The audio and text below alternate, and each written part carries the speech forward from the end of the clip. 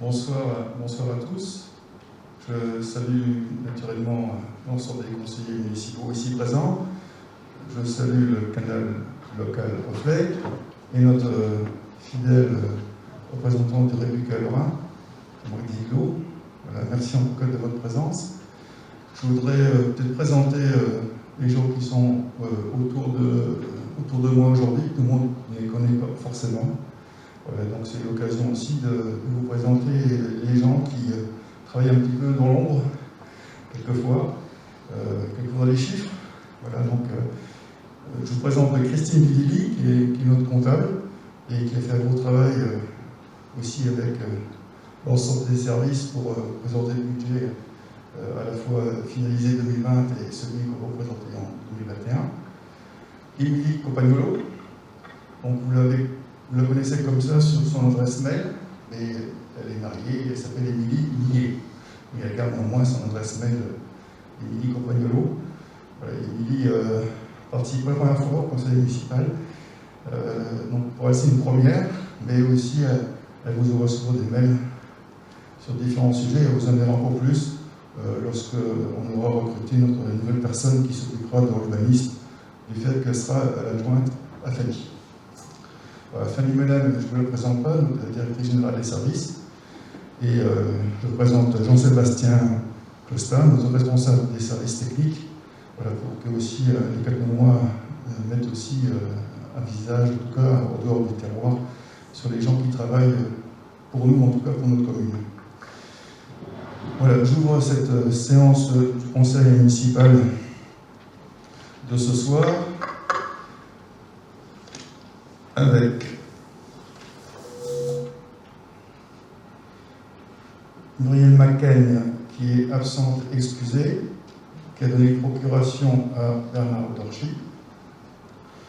Alexandre Bambourg devait être présent ce soir. Je pense qu'il a été retardé par ses activités agricoles. Je pense qu'il nous rejoindra en cours de conseil.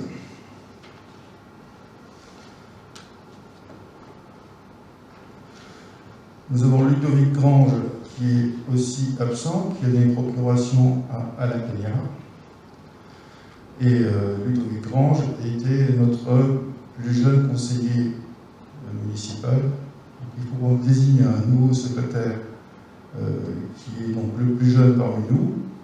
Donc j'ai une date de 1977. Est-ce qu'il y a quelqu'un qui est plus jeune que 1977 ?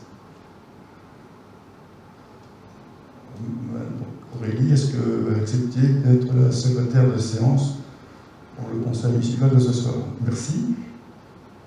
Vous avez vu que je n'ai pas demandé la date de naissance.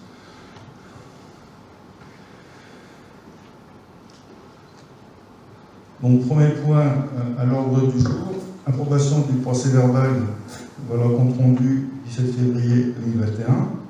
Donc, vous avez tous été destinataires de ce compte rendu. Vous avez transmis par mail le 23 février. Y a-t-il des remarques? Observation? Pas de remarques, pas d'observation. On passe au vote. Qui s'abstient? Qui est contre? Donc, compte rendu, voté à l'unité. Je vous remercie. Le point 2 à l'ordre du jour concerne les finances. Nous avons reçu une demande de subvention de l'association Le Souffle d'Ariane. Donc elle sollicite une subvention de fonctionnement à hauteur de 300 € pour 2021. C'est une association sportive qui a pour but de transmettre des techniques psychocorporelles, des techniques énergétiques qui contribuent à l'étente et au bien-être. Elle a commencé des cours déjà hors Covid au foyer du gymnase à Cagnum. On avait versé une subvention dernière de démarrage. Ouais, donc je vous demande à inviter à accepter le versement d'une subvention de 300 € à l'association Le Souffle d'Ariane et dire que les crédits donc, sont inscrits au budget primitif 2021. Y a-t-il des questions?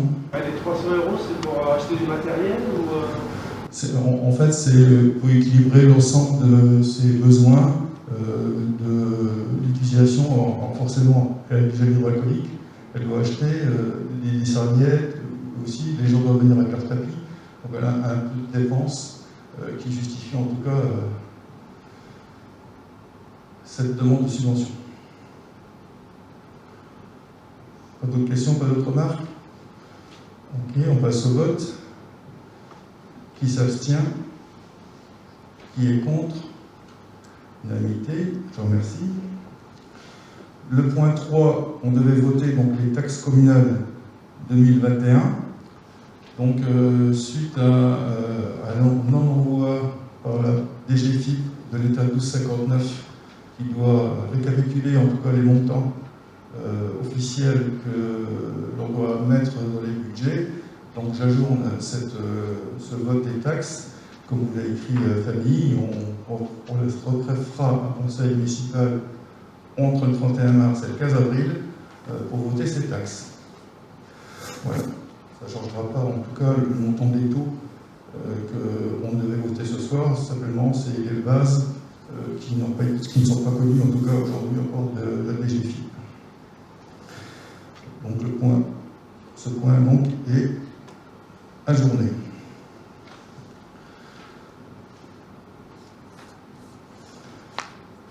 Le point 4 concerne l'approbation du compte de gestion 2020 de la commune.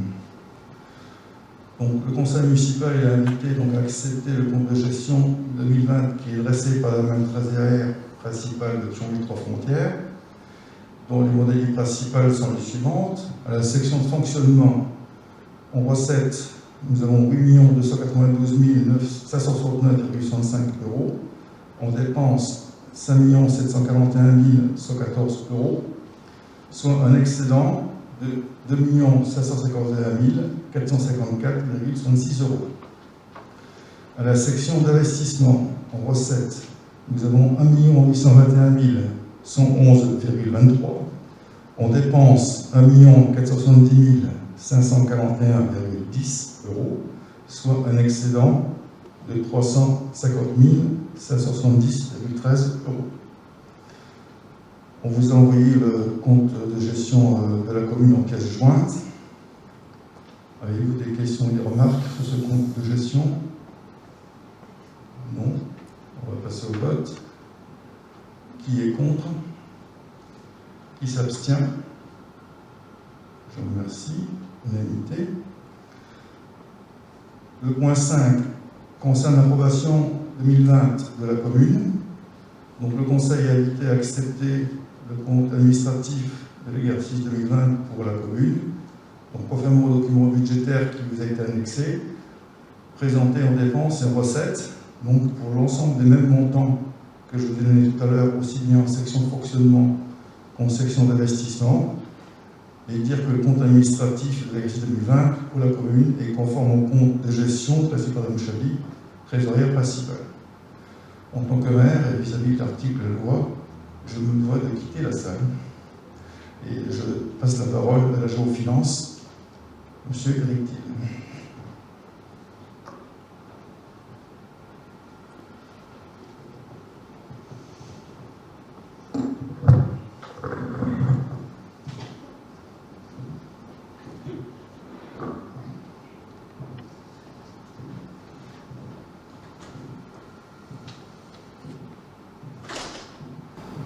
Mesdames et messieurs, nous allons passer au vote.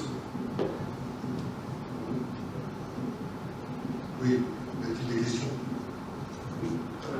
J'ai simplement deux questions. Toute l'importance du budget de fonctionnement, je trouve intéressant qu'on passe par un débat de présentation budgétaire, mais comme la commune est inférieure à le seuil de 3500, on est en dessous, mais mais quand on voit quand même l'importance du budget de fonctionnement, ça mérite ne serait-ce qu'un rapport d'orientation budgétaire.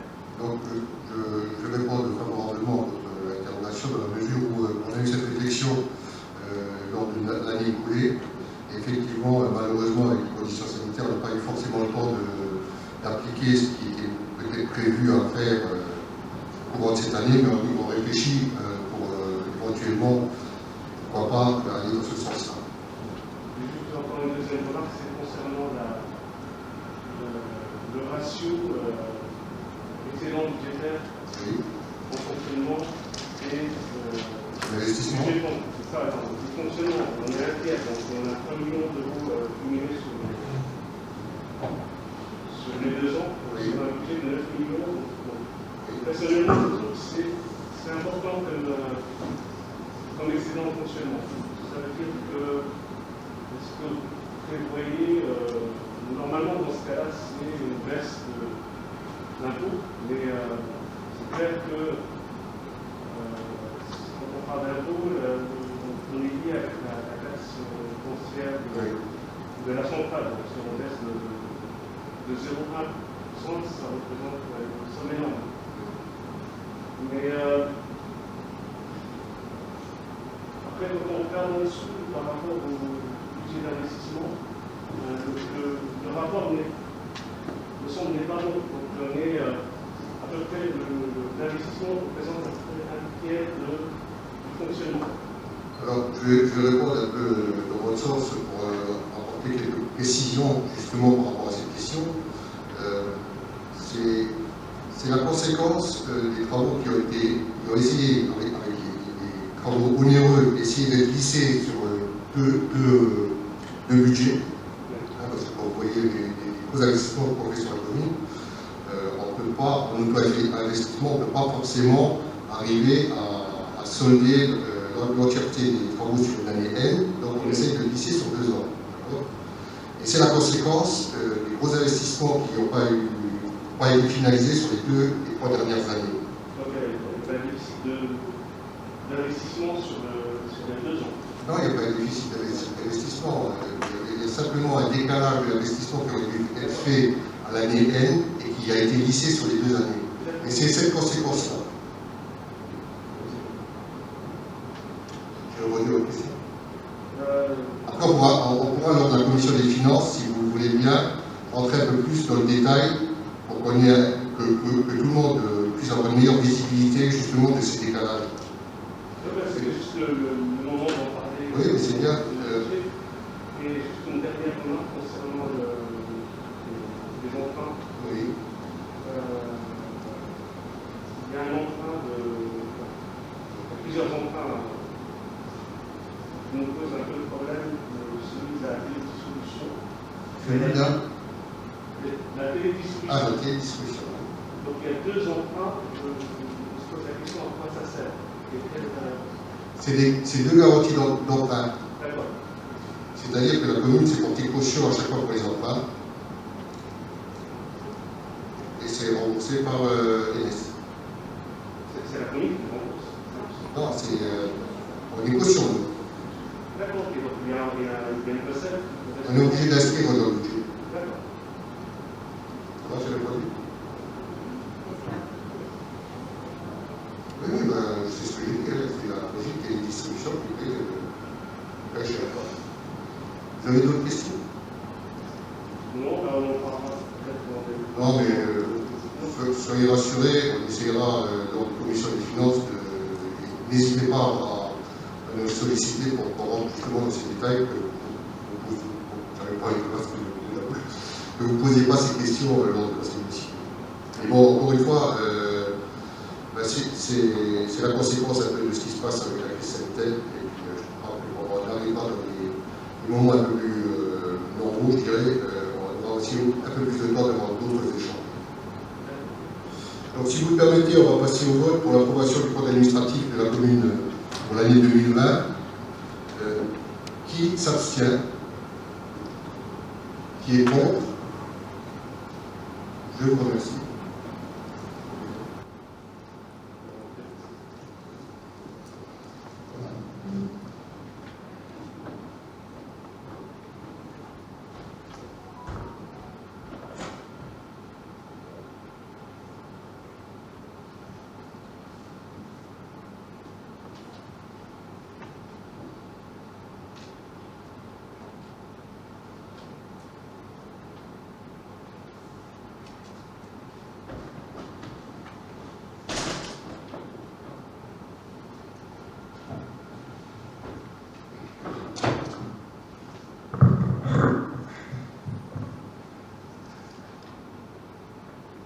Nous avons monté donc le point 5, nous passons au point 6, qui est l'affectation de résultats du compte administratif 2020 de la commune. Donc, vu le compte administratif 2020, c'est l'affectation de résultats. Donc, affectation du résultat du compte. Donc, considérons que les restes à réaliser en dépenses de la section d'investissement pour l'exercice 2020 s'élèvent à 1 844 307,50 €. Considérons que les restes à réaliser en recettes de la section d'investissement pour l'exercice 2020 s'élèvent à 154 742,50 €. Considérant que l'excédent de la section d'investissement pour l'exercice 2020 s'élève à 350 770,13 €, et considérons que le résultat fonctionnement cumulé pour l'exercice 2020 s'élève à 3 834 271,70 €, je propose d'affecter le résultat de fonctionnement de l'exercice 2020 au budget primitif 2021 de la façon suivante. On compte 1108 excédents de fonctionnement capitalisé 2 060 573,38 €, et au compte 002 le résultat de fonctionnement reporté de 1 773 698,32 €. Donc je vous invite à affecter le résultat de fonctionnement de cette façon-là sur les chiffres que je viens de vous donner. Avez-vous des questions ou des remarques? Non. On va passer au vote. Qui est contre? 1, 2, 3, 4, 5. Qui s'abstient? Je vous remercie. Le point 7 concerne l'approbation du budget primitif 2021 de la commune. Donc, le conseil municipal est invité à accepter le budget principal de l'exercice 2021 pour la commune, conformément au document budgétaire annexé, présenté en dépenses et en recettes équilibrées en section de fonctionnement et en section d'investissement. Pour la section de fonctionnement, à 9 645 434,93 € et à la section d'investissement, 5 502 340,71 €.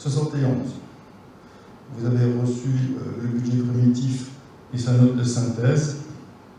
Avez-vous des questions ou des remarques? Oui.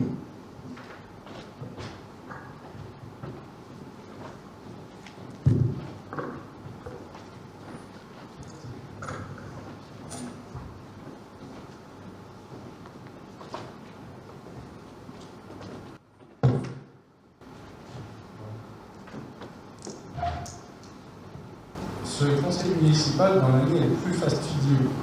Le plus lourd est normalement le plus technique, et surtout pour les 12 conseillers municipaux qui ne font pas partie de la commission finance et qui découvrent ces documents pour la première fois. Mais c'est aussi, avec ce vote du budget primitif, le plus important de l'année, car il engage la commune pour l'année entière. La question que je me suis posée est comment se situe Cattenom par rapport à d'autres communes similaires. En effet, avoir des éléments de comparaison permet de savoir comment on se situe.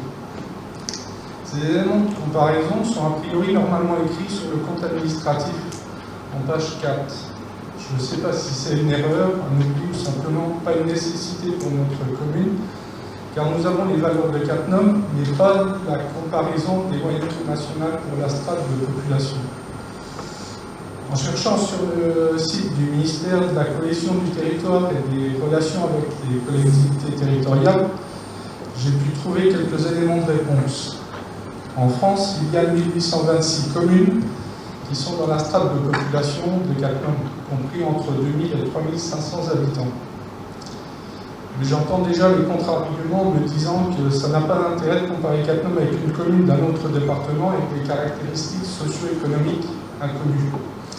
Alors j'ai continué mes recherches sur ce site, où l'on peut trouver une information sur les finances de toutes les 35 056 communes de France et leur EPCI. vous y trouvez un type de document à 3 pages, c'est un résumé du compte administratif d'une quarantaine de lignes et où c'est qu'on vous explique quels comptes sont extraits avec les chiffres. Je vous invite à les consulter, c'est très intéressant. Donc pour améliorer cette comparaison et trouver une commune qui nous ressemble, j'ai trouvé les données d'une ville juste en face de chez nous, Bassam. Pour des raisons qu'on peut comprendre, puisqu'on vient juste d'approuver le compte administratif 2020, celui que j'ai pu comparer est celui de 2019. Mais c'est malgré tout à fait parlant, car les budgets 2019-2020 sont bien différents dans leur construction et surtout pour la partie fonctionnement. Je vais limiter cette comparaison à quelques indices et vous épargner une nouvelle liste de chiffres.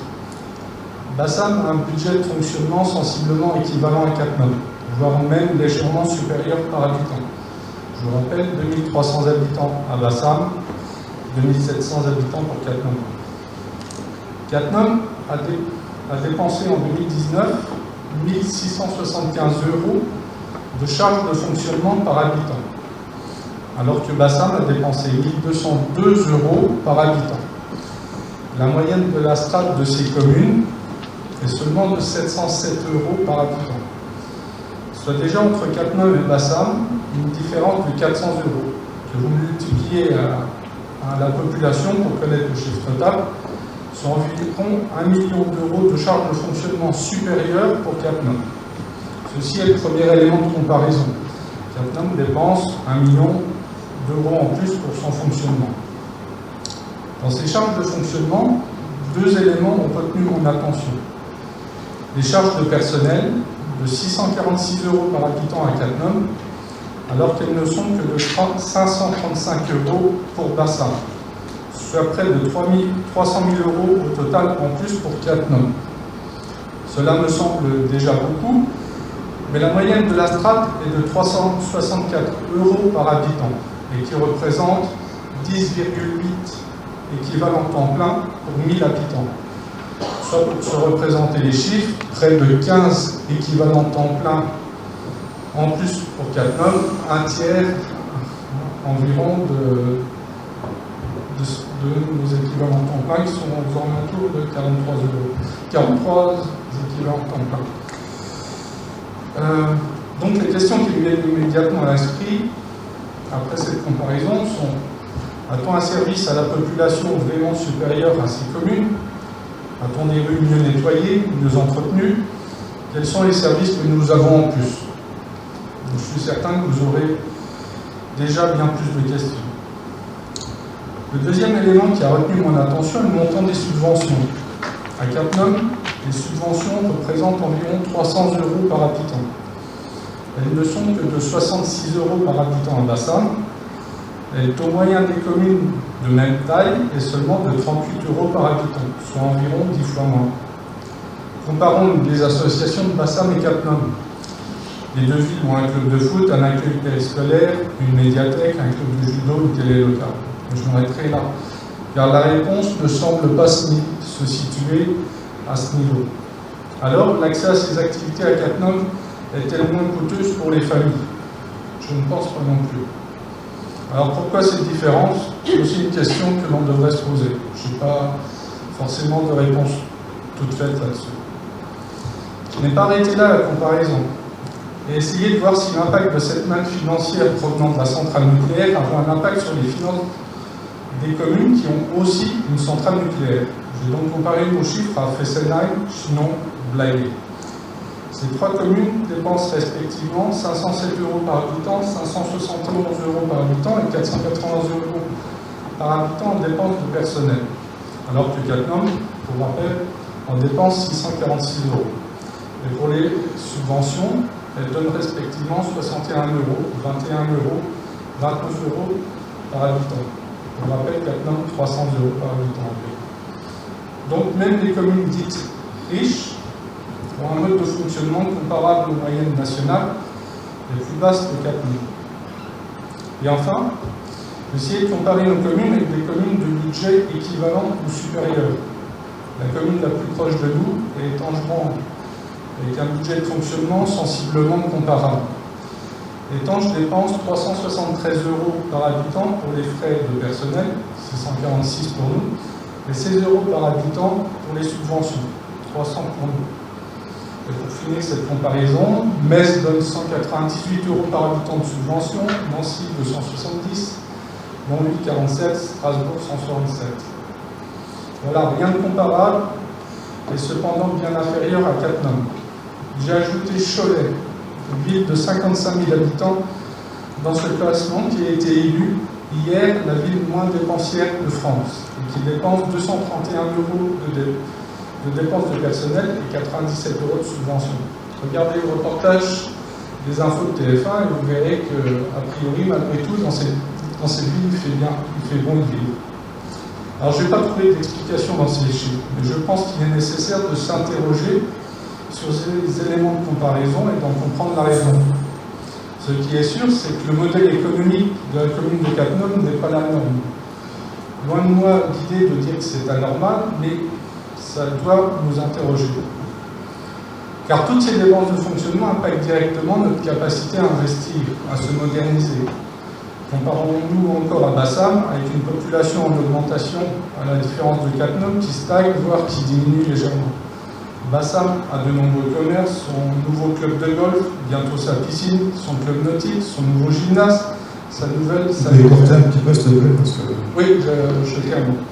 Donc même si ces équipements ne sont pas tous financés directement par la commune, son attractivité est tout autre. Cattenom a besoin d'investir, se moderniser, et a besoin de ce budget d'investissement pour conserver son dynamisme, son attractivité, et aussi pour préserver ses services publics comme les écoles. Mais Cattenom est amputé par ses frais de fonctionnement bien supérieurs qui ne sont pas la norme. Voilà, pour essayer de conclure, j'avais aussi un dernier point, je vais vous passer quelques détails. Un dernier point, c'est une demande que j'avais déjà formulée les années précédentes. Le budget primitif nous est présenté avec une colonne pour mémoire budget précédent. Il se trouve que cette colonne ne peut pas être prise comme élément de comparaison utile, car c'est la colonne du budget primitif 2019, et non celle du compte administratif. Je vais prendre un exemple. Compte 60 612, énergie, électricité. Pour mémoire, budget de l'année précédente, 260 000 €. Proposition nouvelle, 260 000 €. Alors, ce qui est réalisé et dépensé en 2020 est de 240 517 €. Non seulement ça ne challenge pas la réalisation d'économies, mais pour cette nouvelle année, ça ne prend pas aussi en compte l'économie qu'on peut espérer avec la chaudière biomasse, qui doit justement nous permettre de baisser ce compte, il me semble. Ou un autre exemple, pour le chapitre 011, en général, on nous propose une augmentation cette année d'1 562 500 € à 1 659 800 € pour la commune. Alors que la somme réalisée en 2020 est de 1 200 000 € et qui était déjà inférieure à l'exercice comptable de 2019 à 1 400 000 €. Ce sont deux exemples, mais voilà, c'est largement plus compliqué pour essayer de comprendre le budget primitif. Voilà, c'était beaucoup de questions, je n'ai pas de réponse, je voulais juste donner ces valeurs pour qu'on essaye d'en tirer des enseignements, des indications et qu'on avance pour améliorer notre budget d'investissement. Alors, quand on prépare un budget, c'est le budget primitif 2021 de la commune de Cattenom, c'est ça l'objet de la délibération de ce soir, et c'est de se comparer avec d'autres communes, du fait qu'ils ont des politiques forcément différentes. Et le but du conseil municipal ce soir et la délibération qu'on doit prendre, c'est le budget 2021 de la commune de Cattenom. Ce que tu relèves, c'est plus de la commission des finances, c'est de la prospection, c'est du débat de rotation budgétaire, c'est des questions qu'on doit se poser aux commissions municipales et pas au conseil municipal. Pour répondre à ta question sur le budget et sur les colonnes qui ne sont pas remplies, c'est lié, encore une fois, à la strate de la population. Les communes de moins de 3 500 habitants sont obligées d'avoir rempli toutes les cases sur les premières pages du budget primitif. Alors, pour répondre à ta question précisément sur le budget primitif 2021, pourquoi toutes les cases ne sont pas remplies. Voilà. Y a-t-il d'autres interventions, remarques? J'ai a été dit, donc il n'y a pas de débat de la question budgétaire. Les deux qui sont pas remplis, c'est normal que ce ne soit pas rempli, mais c'est quand même une fierté au Cadnum de remplir, notamment la capacité de financement, des choses comme ça. Le premier tableau. Après, il faut sérieusement réfléchir à d'autres sources de recettes, parce que la centrale, je pense qu'elle va durer un certain temps, mais il faut profiter peut-être de cette manne-là de fonctionnement pour diversifier les recettes et pour augmenter notre indépendance par rapport, même si on ne sera jamais indépendant de la centrale, pour essayer de trouver quelque chose d'autre pour avoir des recettes. C'est le premier budget, c'est technique, c'est du report excédent, quand on va l'école, il y a l'annulation de crédit suite à non-réalisation de. On parle des métiers primitifs ou du compte administratif? De toute façon, c'est les deux. D'accord. Là, il y a la conséquence, je pense que le budget clinique, c'est la conséquence du CERF. On part à partir du CERF pour faire le BP. Donc, c'est vraiment intéressant de travailler sur la commission des finances, sur la partie d'investissement, sur le développement économique. Essayer vraiment de trouver des sources de recettes. Profiter de notre puissance. Alors, on a déjà anticipé. Si aujourd'hui on a des logements rue Kennedy, si on a différents logements, c'est aussi investir pour la commune. C'est le fait de pouvoir loger les gens et de pouvoir accueillir aussi ces mêmes personnes dans nos écoles. Donc on a une vraie politique depuis plusieurs années d'investissement, en tout cas pour les différents. Il y a encore de fermes rue Kennedy qui est l'exemple parfait qu'on a réalisé. Et qu'on a modernisé et qui fait qu'aujourd'hui on a un turnover aussi des familles qui vivent dans ces logements. Donc ça c'est une politique de la ville qu'il faut effectivement continuer. Moi je vous rappelle simplement, en tout cas nouveaux conseillers qui sont entrés, c'est que la centrale de Cadnum touchait la taxe professionnelle. Cette taxe professionnelle, nous, commune de Cadnum, on l'a donnée à la communauté de communes. On est passé en taxe de fiscalité additionnelle, en tout cas sur la fiscalité avec un taux de taxe identique pour toutes les communes, avec une montée progressive. Donc nous avons joué la solidarité avec les gars communes pour aussi faire en sorte que d'autres zones économiques naissent. C'est pour ça que nous on a fait une zone artisanale à Cadnum-Ussange, c'est pour ça qu'il y a une zone artisanale qui s'est faite au Val-Roche-des-Mines. C'est comme ça qu'il y a une zone d'étangement qui est en pleine expansion. Là aussi, c'est le fait de pouvoir ramener de l'argent au niveau de la communauté des communes et de l'intercommunalité. On a une vraie commission de développement économique à l'intercommunalité et on est aussi conscient à l'intercommunalité que la centrale ne sera pas éternelle. Donc on travaille aussi au niveau de la communauté commune sur cet exercice-là et donc on veut effectivement se diversifier et la zone de Canfell qui doit se développer aussi dans ce sens-là. Par rapport, je dirais, à l'échéance qui nous concerne en 2026, nous aurons un débat public, je pense qu'on aura ici au région de Cadnum, sur la prolongation de la centrale nucléaire de Cadnum. Et j'espère qu'à l'issue de ce débat public obligatoire pour prolonger pendant 10 ans le fonctionnement de la centrale de Cadnum, permettra avec les habitants de poursuivre avec l'autorisation de l'autorité de sûreté nucléaire la prolongation pour 10 ans de plus de chaque tranche. Chaque tranche va passer son cap et ça tranche par tranche on devra poursuivre ou pas l'exploitation des tranches nucléaires. Je me bats tous les jours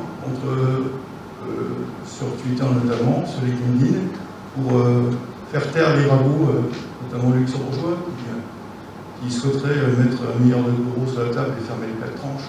de quelqu'un, pour moi, il est hors de question. Donc, moi, je vous invite aussi, vis-à-vis des pays luxembourgeois, des pays allemands, l'Allemagne, pour aussi se battre contre effectivement des ressources que l'on a et que l'on souhaite préserver pour améliorer, apporter, en tout cas mieux vivre à quelqu'un et continuer à bien vivre.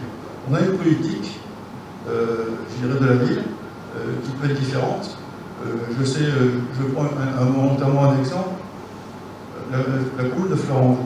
La commune de Florange mettait tout en fonctionnement, faisait des spectacles gratuits à la passerelle. C'est une choix politique de la ville, donc forcément le fonctionnement explose, et ils investissent très peu. Voilà, c'est une politique de la ville, et quand on compare aussi, je dirais, entre l'Oxstrat et autres communes, il faut aussi regarder quelle est la politique de la ville. Voilà. Nous, jusqu'à présent, on avait une politique de la ville qui était de faire en sorte que les gens se sentent bien, qu'ils puissent avoir des loisirs. C'est un choix politique. Si on voulait baisser les subventions à zéro, zéro les subventions, hein. On va gagner effectivement en fonctionnement, on pourra investir, mais après il faudra expliquer aux habitants pourquoi on a baissé les subventions. C'est un choix politique. Donc effectivement, on peut se poser la question sur notre politique de la ville, mais en tout cas, on fait le choix, nous, de faire en sorte que les habitants se sentent bien et des services de qualité. Avec, naturellement, une préservation des ressources que l'on doit continuer à percevoir et, naturellement, à défendre, tout en investissant pour que d'autres entreprises puissent s'installer. Voilà. Avez-vous d'autres remarques ou pas sur ce budget? On va passer au vote. Qui s'abstient? Une abstention. Qui est contre? 5. Donc, budget voté à la majorité.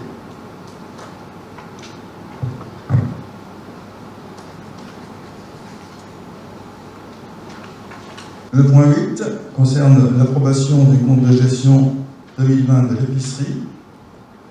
Donc, le conseil municipal est invité à accepter le compte de gestion de l'exercice 2020 pour la régie épicerie, dressé par Mireille Chaly, trésorière principale, conformément au document budgétaire annexé, qui est présenté en dépenses et recettes de la façon suivante.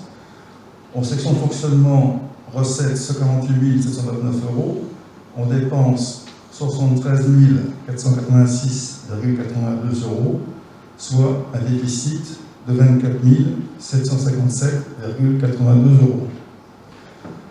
En section d'investissement, en recettes 0, en dépenses 9 699,14 € avec un déficit d'autant. Avez-vous des questions? Pas de questions. On passe au vote. Qui s'abstient? Qui est contre? 1, 2, 3, 4, 5. Merci. Le point 9, c'est l'approbation du compte administratif 2020 de l'épicerie. Donc, le conseil municipal est invité à accepter le compte administratif de l'exercice 2020 pour la régie de l'épicerie, conformément au document budgétaire annexé qui vous a été donné, présenté en dépenses et en recettes à la section de fonctionnement et à la section d'investissement, au même montant que je vous ai précisé précédemment, et dire que le compte administratif de l'exercice 2020 pour la régie d'épicerie conforme au compte de gestion dressé par M. Chaly, trésorier principal.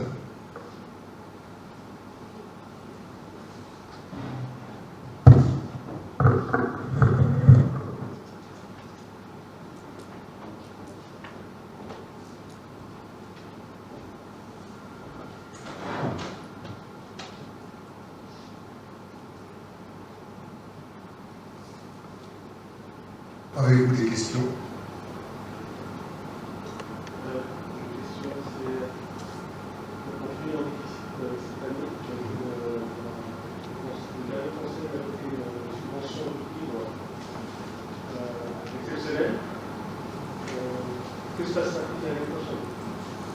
Alors, je réponds comme je sais répondre, hein, parce que je réponds pas autrement, vous connaissez. Je ne suis pas devin. La seule chose qui se passe avec l'épicerie l'épicerie, je crois que on va être tous d'accord, qu'on tient tous ici à préserver l'épicerie à quelqu'un. Il y a une décision politique qui a été prise il y a quelques années. Je me permets de l'opportunité que j'ai ce soir devant vous de pouvoir vous exprimer mon sentiment. Je souhaite que le partager ensemble. Il y a un choix politique qui avait été fait pour essayer de réouvrir l'épicerie. Vous savez bel et bien l'historique de cette épicerie. Au jour d'aujourd'hui, la situation économique de cette épicerie, on la connaît tous. Probablement, c'est qu'on a dû mettre la main à la poche pour essayer de garder sous perf l'épicerie. On essaye aussi de notre côté, et on compte sur tout le monde, pour essayer de trouver des bonnes solutions et de trouver le prestataire qui va avec la problématique. Et c'est la seule réponse au jour d'aujourd'hui qu'on peut vous donner, mais il faut qu'on y travaille, je pense, tous ensemble, toutes les idées sont bonnes, pour essayer de faire en sorte qu'on puisse avoir ce poumon central de la Cattenom qui est l'épicerie. Comment est-ce que là, on peut faire une fois cette subvention de... Très bien. Il nous presse de trouver la solution et d'essayer. En fin d'année, si on Ça y est, voilà, c'est la question qu'on peut... la question est bien posée. Vous avez d'autres questions? Alors on va passer à l'approbation du code administratif 2020 de l'épicerie. Qui s'abstient? Qui est contre? 5 contre. 5 contre. La majorité, je vous remercie.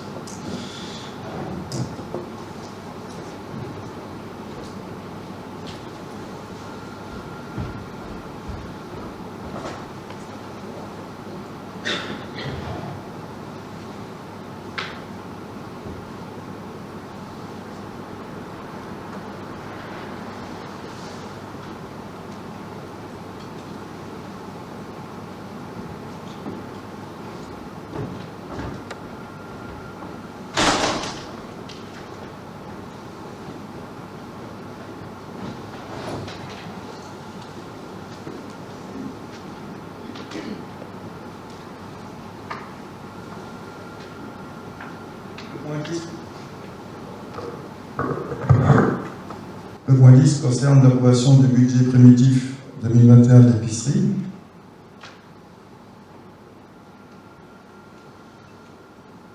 Le Conseil est invité donc à accepter le budget primitif de l'exercice 2021 pour la régie de l'épicerie. Donc, conformément aux documents qui ont été envoyés. En dépenses et de fonctionnement équilibré en dépenses et en recettes à 201 598,48 € et en section d'investissement équilibré en dépenses et en recettes à hauteur de 23 170,62 €. Y a-t-il des questions? Pas de questions, pas de remarques. On passe au vote. Qui s'abstient? Qui est contre? 4, 5. Je vous remercie. Le point 11 concerne l'approbation des comptes de gestion de la chambre funéraire. Alors, le dépositoire, il est plus utilisé aujourd'hui, c'est plutôt la chambre funéraire, le dépositoire qui était à côté de l'église de Cattenom, n'est plus concerné. Le conseil municipal donc, a été accepté le compte de gestion de l'exercice 2020 pour la régie de la chambre funéraire de Cattenom, qui est dressé par Mme Mireille Chaly, trésorière principale. Donc, conformément au document budgétaire qui vous a été envoyé, donc présenté en dépenses et recettes de la façon suivante. En section de fonctionnement, recettes 3 090 €, en dépenses 2 188,86 €, soit un excédent de 901,14 €. En section d'investissement, en recettes 3 273,10 €, dépenses 0, soit un excédent de 3 273,10 €. Y a-t-il des questions, des remarques? On va passer au vote. Qui s'abstient? Qui est contre? Unanimité, merci. Le point 12 concerne l'approbation du compte administratif 2020 de la chambre funéraire et du dépositoire. Le conseil municipal donc, a dit d'accepter le compte administratif de l'exercice 2020 pour la régie de la chambre funéraire, le Katonzensich, conformément au document budgétaire annexé et présenté aux dépenses et aux recettes. En recettes, 3 090 €, dépenses 2 188 €, excédent 901,14 €, section d'investissement, recettes 3 213 €, excédent 3 213,10 €. Dire le compte administratif 2020 de la chambre funéraire de Katonzensich est conforme au compte de gestion dressé par M. Ali, trésorier principal. Y a-t-il des questions, des remarques? On passe au vote. Oui. Ah, j'ai pas le droit de voter.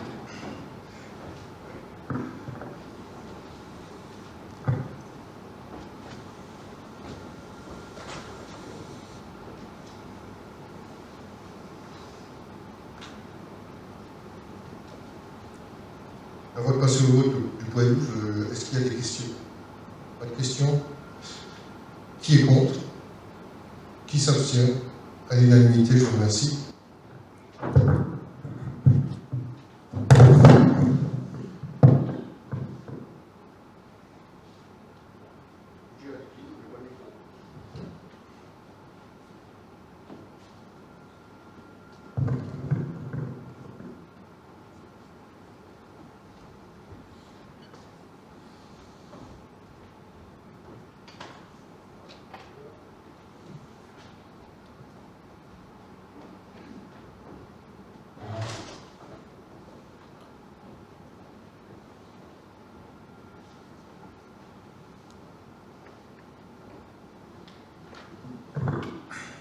Je vous remercie.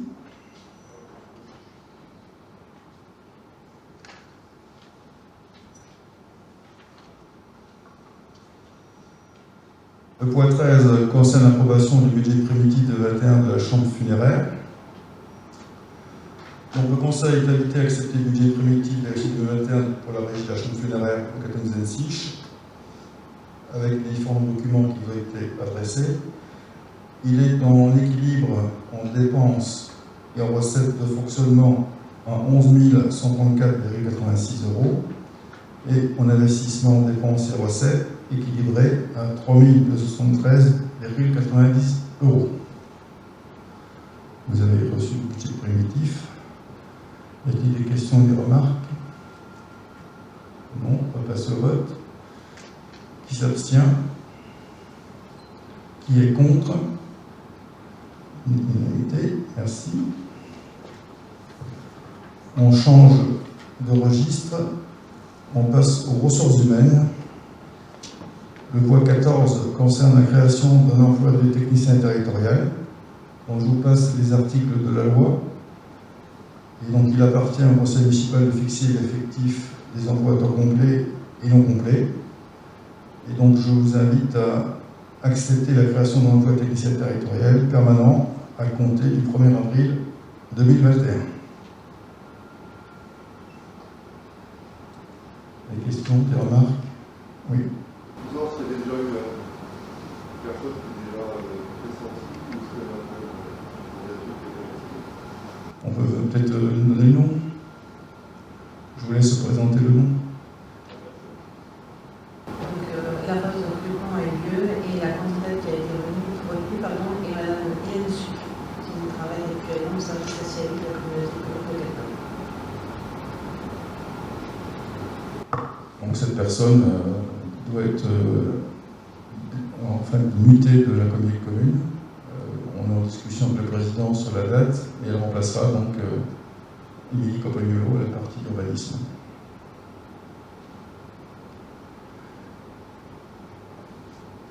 Pas d'autres questions, pas d'autres remarques, on va passer au vote. Qui s'abstient? Personne. Qui est contre? Personne. Unanimité sur le point 14. Merci.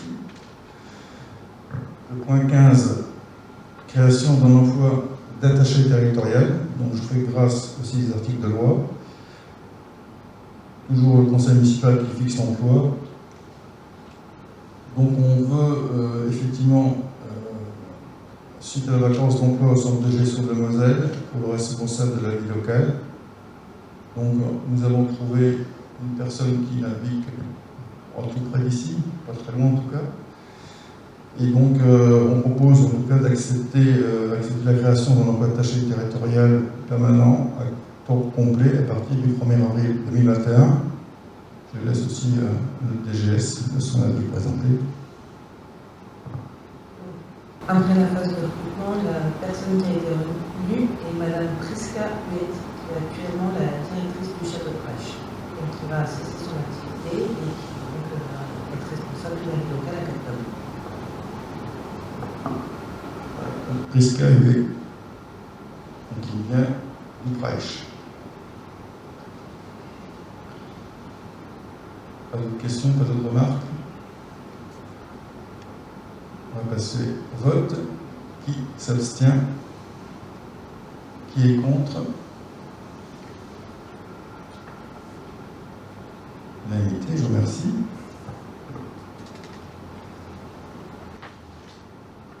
Point 16. Recrutement d'un agent titulaire sur emploi permanent autorisation. Donc là, c'est aussi vis-à-vis des articles de loi dont je vous fais grâce. Donc, considérant qu'un agent non titulaire peut être recruté pour pouvoir pourvoir un emploi permanent, le conseil municipal, donc avec a autorisé le ministère pour la durée de son mandat, à recruter des agents non titulaires pour pourvoir un emploi permanent de conditions fixées par les articles 3.1 et suivant la loi du 26 janvier 1984. Il sera chargé de détermination des niveaux de recrutement et de rémunération du code des revenus sur la nature et les fonctions concernées. Expérience, profil, selon les règles et règlements en vigueur, et dire à prévoir cette fin une enveloppe des crédits au budget. Donc effectivement, Michel Chibi avait cette délégation sur toute la durée du mandat, étant le nouveau maire. Si je veux effectivement prendre des emplois d'été, par exemple, ou remplacer le personnel, il faut que vous vous autorisiez à pouvoir surseoir en tout cas à ces emplois. Remplacer du personnel au long de la ligne, des choses comme ça? Non, c'est pas la même chose. Non. Non, mais après, il faut remplacer du personnel, mais il serait absent pour quelle raison en fait? Oui. Alors, ce point-là, en fait, c'est pour permettre quand même de recruter des contractuels sur des emplois permanents. Emplois permanents, c'est des emplois qui sont ouverts et sur lesquels on n'arrive pas à recruter quelqu'un de la fonction publique territoriale. Voilà. Et depuis la loi de transformation de la fonction publique territoriale de 2019, en fait, ces catégories d'emplois sont ouvertes au A, au B et au C. Enfin, c'est uniquement ouvert pour les catégories d'emplois. Et il peut y avoir une confusion avec le point qui suit, parce que c'est les mêmes articles de loi. Le point suivant, c'est autoriser M. le maire à recruter des agents non titulaires, donc des contractuels, mais uniquement pour les emplois saisonniers ou pour accroissement d'activité. Voilà, quand on a besoin d'une personne, par exemple, aux espaces verts avec des suppléments pour la grosse période d'avril à septembre. C'est moi qui suis induit en erreur. En fait, j'avais sauté ce point 17. Voilà. Vous avez compris le mécanisme, aussi bien pour les points 16 et les points 17, c'est pour me permettre effectivement de pouvoir soit recruter, soit d'accroissement temporaire saisonnier d'activité d'été. On va voter d'abord le point 16, recrutement d'agents non titulaires sur emploi permanent. On va passer au vote. Qui est contre?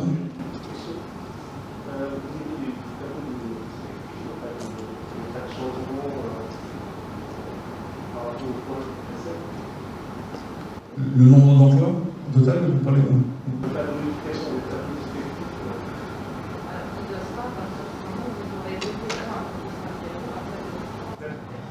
Voilà, il faut d'abord voter le point.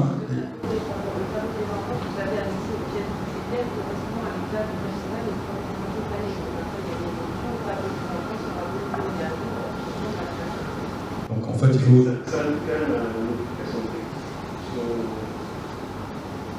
Les deux emplois qui sont faits aujourd'hui, oui. D'accord, c'est bon, c'est bon.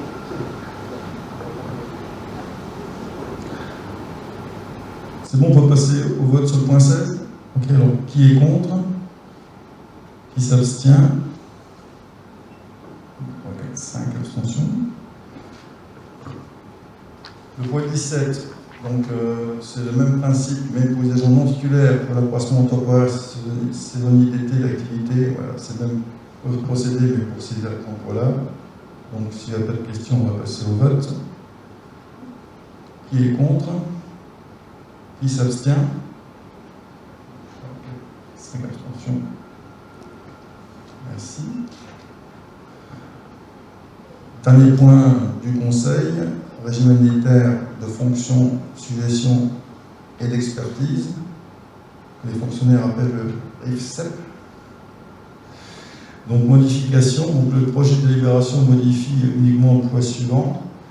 Le présent régime militaire attribué aux agents titulaires, stagiaires, et donc on supprime ce qui vous a été mis au bout de 6 mois, et contractuels au public au bout d'1 an.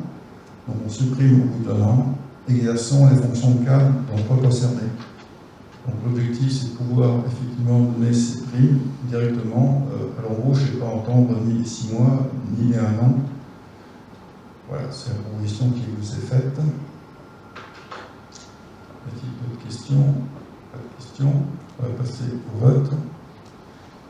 Qui est contre? Qui s'abstient? Donc, unanimité sur ce point. Donc, les points de l'ordre du jour du Conseil sont terminés. Si vous n'avez pas de questions concernant en tout cas les phases de vaccination, etc., je peux vous donner quelques informations. On a encore discuté hier soir en bureau communautaire et en conseil des maires hier soir. Au niveau des vaccinations, on va certainement avoir une autorisation pour pouvoir vacciner sur notre territoire. Donc le lieu est prédéfini, en discussion avec le sous-préfet de Thionville, pour pouvoir administrer en tout cas des vaccins sur une période de 2-3 mois. Donc ce sont des logistiques relativement importantes. On souhaite effectivement vacciner un grand nombre de personnes. On parlait de 1000 personnes par semaine, donc c'est des gros effectifs à pouvoir accueillir en toute sécurité. Donc il y a une mobilisation qui est faite aujourd'hui au niveau de la communauté de communes pour essayer de rechercher des infirmières, des médecins en retraite, etc., pour pouvoir répondre valablement en tout cas aux vaccins qui doivent arriver. Pour l'instant, on vous a mis en destination du préfet les possibilités qui nous ont été offertes par l'arrivée du ministre Véran à Metz sur 30 000 doses supplémentaires. Donc 30 000 doses, on a 725 communes sur la Moselle, donc quand on divise, on voit qu'on a un peu pour tout le monde. Néanmoins, j'ai souhaité en tout cas qu'on se mobilise auprès des plus de 75 ans et on a fait un appel individuel auprès de chaque personne qui avait naturellement un numéro de téléphone. Donc ce qu'on peut dire en tout cas ce soir, c'est qu'on a sur les 202 personnes recensées, 62 foyers, donc 80 personnes, quasiment presque 40% de gens qui sont vaccinés. On a des gens qui sont inscrits pour la vaccination qui n'arrivent pas à retrouver, donc plus environ 14% des gens. Donc aujourd'hui on a 28 personnes. Ça c'est le chiffre de ce soir. Et on a aussi 18 personnes, 16 foyers, donc ça représente 20 personnes qui ne souhaitent pas le vaccin, pour des raisons qui leur sont propres, ou alors qui attendent, qui sont dans 7 qui se posent encore la question, est-ce que je vais le faire ou pas le faire. Donc on a aussi des gens qui ne veulent pas, et puis des gens qui se posent encore des questions, qui attendent de voir ce que ça donne. Et nous avons soit 13 foyers qui n'ont pas de réponse, et 46 foyers qui n'ont pas de coordination de contact téléphonique. Donc là, le policier municipal va distribuer dans toutes les boîtes aux lettres de ces personnes-là le questionnaire pour qu'on ait validé au moins le maximum des plus de 75 ans.